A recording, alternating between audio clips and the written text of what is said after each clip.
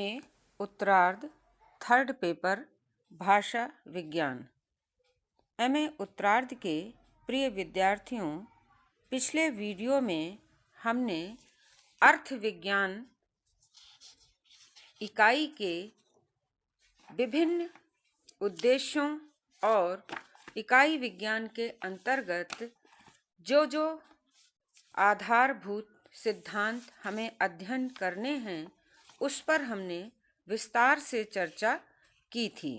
हमने ये भी जाना था कि किसी शब्द का अर्थ वक्ता द्वारा श्रोता कैसे ग्रहण करता है, और इसी के साथ यह भी जानने का प्रयास किया था कि किसी शब्द में या किसी शब्द से जो अर्थ हम ग्रहण करते हैं उस अर्थ ग्रहण की प्रक्रिया में कौन कौन से मानक उपस्थित होते हैं। शब्द और अर्थ का क्या संबंध है। शब्द और अर्थ के इसी संबंध को बताते हुए आचार्य भर्तृहरि ने कुछ सिद्धांत या अर्थ निर्धारण में सहायक तत्वों का भी निर्देश किया है, जैसे संयोग, विप्रयोग, साहचर्य, विरोधिता, अर्थ, प्रकरण, लिंग, अन्य शब्दों की सन्निधि, सामर्थ्य, औचिति, देश, काल, व्यक्ति तथा स्वर आदि। इस तरह से संख्या की दृष्टि अगर हम देखें तो आचार्य भर्तृहरि ने इन जो सहायक तत्वों का निर्धारण किया है संख्या की दृष्टि से ये 14 हैं। इनकी आज हम संक्षिप्त व्याख्या करेंगे। उनका मानना है कि शब्द स्वच्छ स्फटिक के समान होता है, उसका संबंध किसी भी अर्थ से नहीं होता। वक्ता जिस भावना का प्रतिनिधि बनाकर शब्द का प्रयोग करता है, शब्द में वही अर्थ मुख्य होकर सामने आ जाता है, और इस तरह से हम किसी भी शब्द के अर्थ को निश्चय करने में सफल होते हैं। अब सबसे पहला जो सहायक तत्व है किसी भी शब्द का अर्थ जानने के लिए वह है संयोग। संयोग का अर्थ होता है मिलना, अर्थात किसी शब्द का कोई प्रसिद्ध संबंध, जैसे संयोग द्वारा वाच्यार्थ को जानने में सहायता मिलती है। जैसे हरि, इस शब्द के हमारे शब्दकोश में अनेकानेक अर्थ हैं, लेकिन कुछ प्रचलित जो अर्थ हैं हरि के वह हैं विष्णु, सिंह, कपि, अनिल, यम आदि। फिर भी सशंख चक्रो हरि, इस वाक्य में शंख तथा चक्र का विष्णु से संयोग होने के कारण हरि शब्द का वाच्यार्थ विष्णु ही होगा। इसी प्रकार शंख चक्र वाला हरि, इस हिंदी वाक्य में भी हरि शब्द का वाच्यार्थ शंख चक्र के संयोग के कारण विष्णु ही होगा। अर्थात बहुत सारे शब्दों का, या हम जो भाषा में बहुत सारे शब्द प्रयोग करते हैं, उन बहुत सारे शब्दों में किसी शब्द के, किसी घटना के, किसी प्रतीक के संयोग से भी अर्थ का निर्धारण किया जाता है। इसी तरह भर्तृहरि ने दूसरा जो शब्द अर्थ निश्चय में जो सहायक तत्व है वो बताया है विप्रयोग या वियोग। वियोग का तात्पर्य है किसी प्रसिद्ध संबंध का अभाव, अर्थात यदि किसी स्थान पर अशंख चक्रो हरि या हिंदी वाक्य बिना शंख वाला हरि इस वाक्य को लें तो यहाँ पर प्रसिद्ध संबंध के अभाव के कारण हरि शब्द का अर्थ विष्णु ही होगा। इसी प्रकार बिना नग के अंगूठी अच्छी नहीं लगती, इस वाक्य में नग शब्द अंगूठी में लगने वाले नग या नगीने का ही द्योतक होगा, न कि पर्वत का। इस तरह से हमने जाना कि संयोग और वियोग इन दो वस्तुओं से भी, या इन दो निश्चय सूचक संबंधों से भी हम किसी शब्द का अर्थ जानते हैं। तीसरा जो सहायक तत्व है वह है साहचर्य। साहचर्य का तात्पर्य है साथ साथ रहना या समान होना या स्वामी सेवक भाव से एक साथ उपस्थित होना। जैसे संस्कृत में राम लक्ष्मणों या हिंदी में राम और लक्ष्मण इस प्रकार प्रयोग होने से प्रसिद्ध साहचर्य के कारण राम यहाँ राम शब्द दशरथ पुत्र राम का ही वाचक होगा। यद्यपि परशुराम बलराम को भी राम कहा जाता है, लेकिन राम लक्ष्मण साथ आने के कारण यहाँ पर राम का अर्थ दशरथ पुत्र ही लिया जाएगा, अन्य कोई राम से युक्त शब्द नहीं लिया जाएगा। चौथा जो सहायक तत्व है वो है विरोध की भावना या विरोधिता, अर्थात प्रसिद्ध बैर या कभी कभी साथ न रहना। यह साहचर्य के प्रसिद्ध या विपरीत उदाहरण हैं। जैसे संस्कृत में राम रावण यो युद्धम या हिंदी में राम रावण का युद्ध आदि स्थलों पर राम का अर्थ प्रसिद्ध विरोध के कारण दशरथ पुत्र राम ही होगा।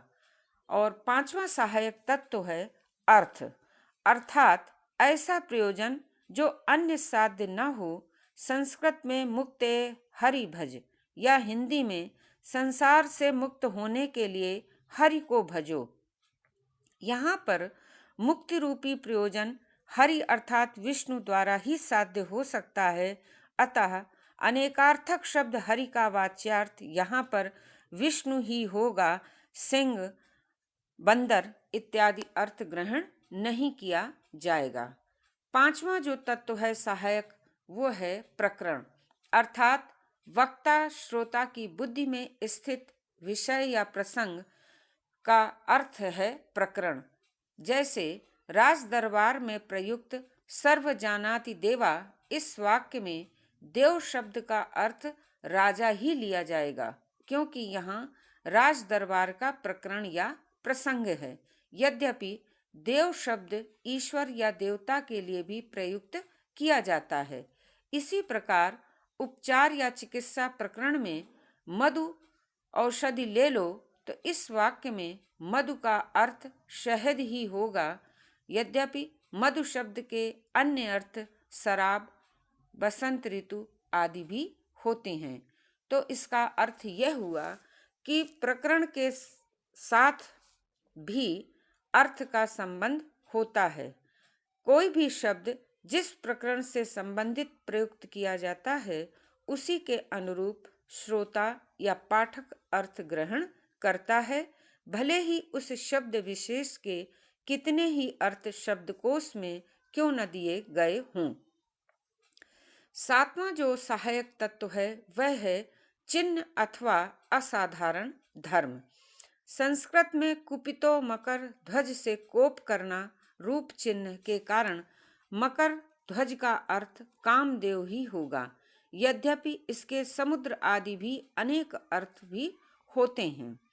हिंदी में गगन में छाए हैं घनश्याम, यहाँ घनश्याम शब्द बादल का ही वाचक होगा। यद्यपि इसका प्रयोग कृष्ण के लिए भी किया जाता है।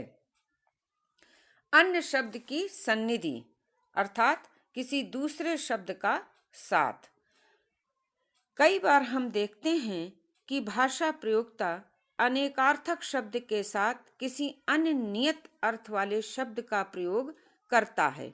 जैसे संस्कृत में देवस्य पुरा राते, यहाँ पर यद्यपि देव शब्द अनेकार्थक है, किंतु उसका सामीप्य पुरा राते इस यत शब्द वाले शब्द के कारण यहाँ देव का अर्थ शिव देवता ही होगा।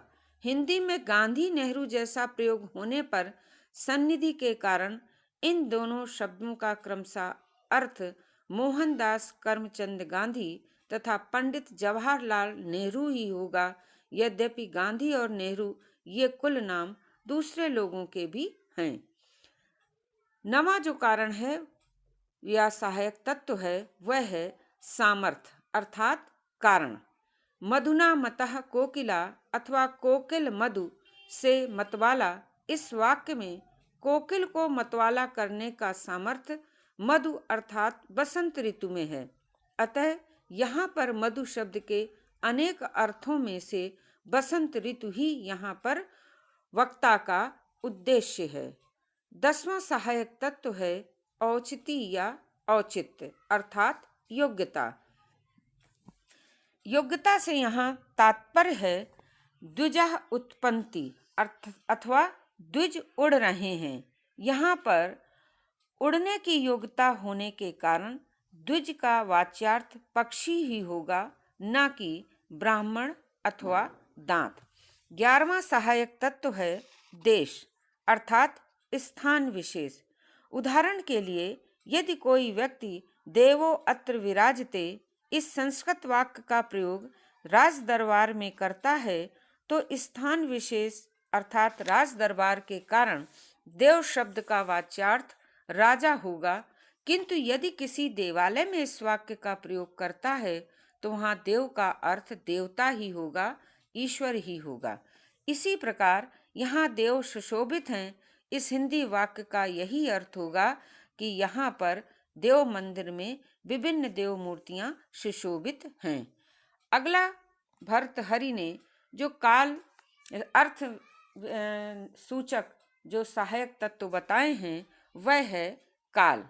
काल से तात्पर्य है काल विशेष। उदाहरण के लिए चित्रभानुर विभाति अथवा चित्रभानु चमक रहा है, इस वाक्य का प्रयोग यदि दिवस काल में अर्थात दिन में किया जाएगा तो चित्रभानु का अर्थ होगा सूर्य, किंतु यदि रात्रि काल में इसी वाक्य का प्रयोग किया जाएगा तो चित्रभानु का यहाँ पर वाच्यार्थ होगा अग्नि। अर्थात काल के आधार पर भी किसी शब्द का अर्थ विशेष निकाला जाता है। जब जैसा उस काल में उस अर्थ शब्द की आवश्यकता होगी उसी आवश्यकता अनुरूप उस शब्द विशेष का अर्थ निहित होगा। 13वां सहायक तत्व है व्यक्ति अर्थात व्यक्ति से यहाँ पर तात्पर्य है कि पुल्लिंग, स्त्रीलिंग और नपुंसक लिंग का वाचक होना। संस्कृत में मित्रम भाति वाक्य में मित्रम नपुंसक लिंग होने के कारण सुहृद अर्थात मित्र का वाचक है, जबकि मित्र भाति में मित्र पुल्लिंग होने के कारण सूर्य का वाचक है। इसी प्रकार हिंदी में टीका शब्द यदि स्त्रीलिंग है तो अर्थ होगा टीका अर्थात व्याख्या, किंतु यदि पुल्लिंग में है तो अर्थ होगा टीका अर्थात तिलक। तो इस तरह से किसी शब्द विशेष के लिंग के आधार पर अर्थात स्त्रीलिंग, पुल्लिंग और नपुंसक लिंग होने के आधार पर भी शब्द का अर्थ बदल जाता है। यद्यपि वर्तमान में जहाँ संस्कृत में 3 लिंगों का प्रयोग किया जाता है, हिंदी में अब 2 ही लिंग शेष रहे हैं, पुल्लिंग और स्त्रीलिंग। यद्यपि हिंदी की बहन गुजराती में अभी भी तीनों लिंगों का प्रयोग किया जाता है। 14वां है स्वर। स्वर से तात्पर्य है हमारी व्यंजन माला में स्वरों का जो उद्दात, अनुउद्दात और स्वरित रूप में जो उच्चारण की एक शैली है उसके अनुसार भी शब्दों के अर्थ में परिवर्तन हो जाता है। उद्दात, अनुद्दात और स्वरित में से किसी एक स्वर का होना वैदिक भाषा में स्वरों का विशेष महत्व होता है। उदाहरण के लिए इंद्र, शत्रु, इस एक ही पद के स्वर भेद से भिन्न भिन्न 2 अर्थ हो जाते हैं। लौकिक भाषा में भी हम देखते हैं कि स्वर अर्थात लहजे के उतार चढ़ाव से और उतार चढ़ाव की भंगिमा से शब्दों के में वाच्यार्थ की नियामक हो जाती है। जैसे अमुक व्यक्ति चला गया, यहाँ का वाक्य का चला गया का उच्चारण क्रोध के स्वर में करने से उस स्थान से चला गया, किंतु शोक स्वर में करने से यहाँ पर तात्पर्य होगा कि वह दुनिया से चला गया अर्थात उसका स्वर्गवास हो गया है। इसी प्रकार संस्कृत के वेणी संहार नाटक में भीम की उक्ति मथ्य नामी कौरव वंशतः समरे न कोपात इत्यादि शब्द का अर्थ भी काकु स्वर के कारण अवश्य ही मंथन करूंगा हो जाता है। इस प्रकार हम देखते हैं कि शब्दार्थ निर्णय के उपरोक्त उपाय वस्तुतः केवल दिशा निर्देश के लिए हैं। मैं केवल इतने ही उपाय हैं ऐसा मानना मैं भ्रांति समझती हूँ। जैसा कि स्वयं भर्तहरि ने इतने सारे अर्थ विनिश्चक कारणों को गिनाने के बाद भी उनका मानना था कि किसी भी शब्द को अर्थ जानने के और भी अनेक साधन हो सकते हैं, जैसे मुख मुद्रा, कर संकेत, अभिनय या शरीर का इस तरह से हिलाना डुलाना कि वक्ता जो उस शब्द का अर्थ श्रोता को समझाना या कहना चाहता है उसी के अनुरूप वह अपनी भाव भंगिमा या आज की आधुनिक भाषा में जिसे बॉडी लैंग्वेज कहते हैं उनके अनुरूप भी अपने अर्थ का निश्चय कर लेता है। धन्यवाद।